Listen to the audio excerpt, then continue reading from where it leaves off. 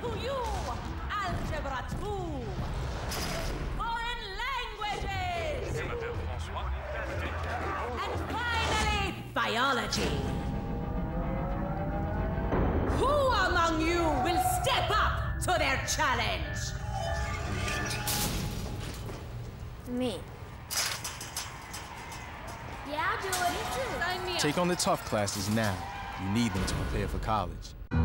You've struggled, you've sweat, and you've bled to make it here. This is your moment. This is the NFL Draft.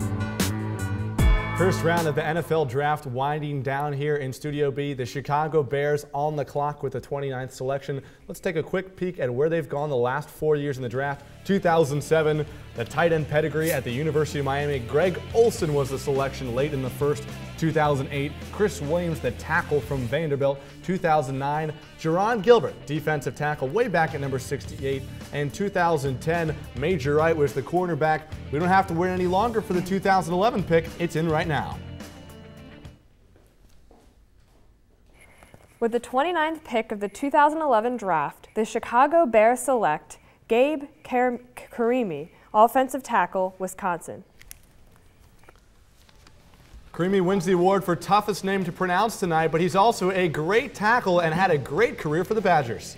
Absolutely, Joey. Here, Gabe Karimi featured playing left tackle. You're going to see him switch over to right tackle for the Chicago Bears, but he is a massive human being. It's 6'7", 314. His leg drive makes him an extremely effective run blocker. It's evidenced by the success Wisconsin's had running the football over the last couple of years. He's going to fit fantastically in the Chicago Bear offense that is trying to protect Jay Cutler. He had 2 concussions last year. They've got to keep him upright. Yeah, Gabe Karimi not going too far from Wisconsin down to Chicago. Good Midwest boy, corn-fed, absolutely massive. Gabe Karimi, great pick for Chicago. They needed to address that issue at offensive tackle.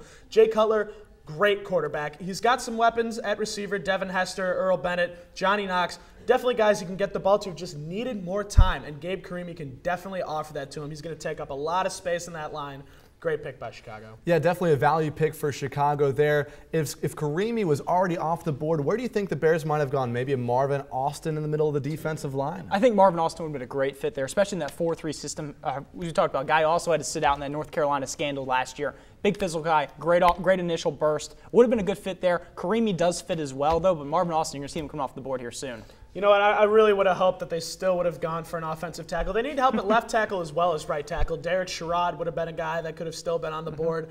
Would have still hoped they would have went offensive tackle, especially with what happened to Jay Cutler all through last year, including in the playoffs, which is when you need to get your quarterback protected. Although that may not have all been on the offensive tackle, but they would have gone tackle. Well, guys, speaking of Marvin Austin, we go back to Steve Roth once again, who we introduced earlier in the program, who had a chance to catch up with Marvin Austin at that UNC Pro Day.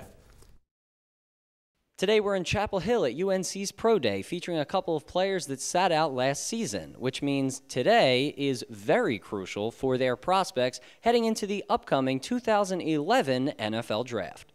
Football Pro Days provide NFL teams with a final look at an athlete before the big draft in April. These Pro Days, in a way, are more important for these athletes than any performance they have put on prior. It's not often that media members and NFL scouts pour onto a college football field, but an event like this attracts everyone. Even NFL head coaches were on hand to observe some of the best college football players in the nation.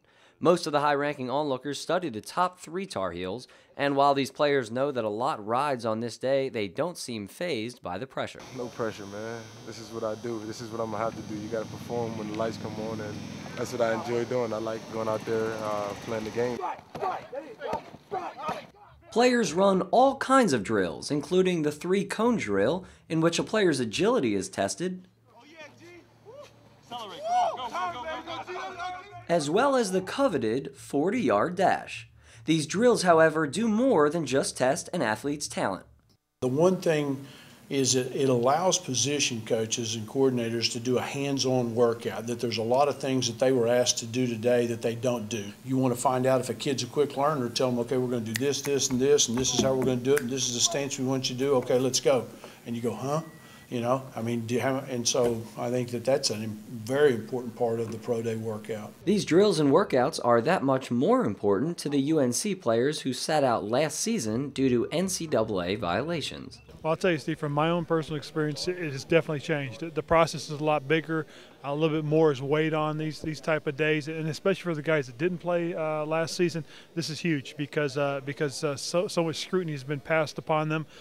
People are wondering how they handled the off year, so it'll be interesting to see how they finish up and grade out. That grade is dependent on a number of things, and it's the scouts' job to rate the prospects on both their ability and their overall value. We have a position board, so each position, how we see them, and then we have a value board, which is irregardless of position. So it could be, you know, receivers mixed in with linemen, mixed in with defensive backs, and so on and so forth. And when we come and pick, we always take the best player available. Who's the next guy up on the board? As scouts prepare for the upcoming season, the players can only wait to find out their futures. Whichever teams and whichever rounds these players do go, they'll always be part of one team. They are Tar Heels. I mean, they've been here. They certainly played a huge role in some of the previous successes of getting us to bowl games in the previous years. They probably had, you know, some impact in successful recruiting classes over the last couple of years. You know, I mean, they'll go on and they're going to have really good NFL careers, and their name's always going to be attached to the University of North Carolina. Today, players like Robert Quinn and Marvin Austin impressed 8 NFL coaches and plenty of scouts, both on the field and on the podium. They showed that they certainly have what it takes to perform well at the next level. For Phoenix 14 and 101 Sports, I'm Steve Roth. Gotta love that inside access. Thank you very much, Steve. So much great stuff from that UNC Pro Day. Now with the 30th selection in the 2011 NFL Draft, the New York Jets are on the clock. The New York Jets entered the 2010 season with high expectations after reaching the AFC Championship game the year before. In an effort to get the team to the top, owner Woody Johnson and GM Mike Tannenbaum made a number of high-profile acquisitions. After trading for receiver Braylon Edwards in 2009, the Jets traded for former Pittsburgh Steelers and Super Bowl 43 MVP Santonio Holmes, giving quarterback Mark Sanchez a deep receiving corps. The Jets also acquired cornerback Antonio Cromartie from the San Diego Chargers to complement All-Pro Darrelle Revis in the defensive secondary, as well as signing veterans LaDainian Tomlinson and Jason Taylor. In the wake of all these moves, Brazen head coach Rex Ryan guaranteed a Super Bowl victory for his team. The Jets were well on their way, beating Peyton Manning and Tom Brady before a matchup with Ben Roethlisberger and the Pittsburgh Steelers in the AFC Championship game. The celebration ended early for the Jets, and for the second straight year, Gang Green found themselves one step short of a Super Bowl. Could this be the year they finally break through? Is there one more missing piece that can bring them that trophy?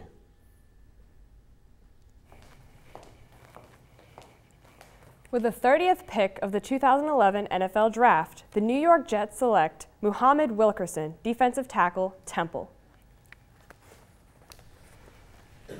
Muhammad Wilkerson, certainly not a finished product at Temple, but a guy with a lot of raw athletic skills.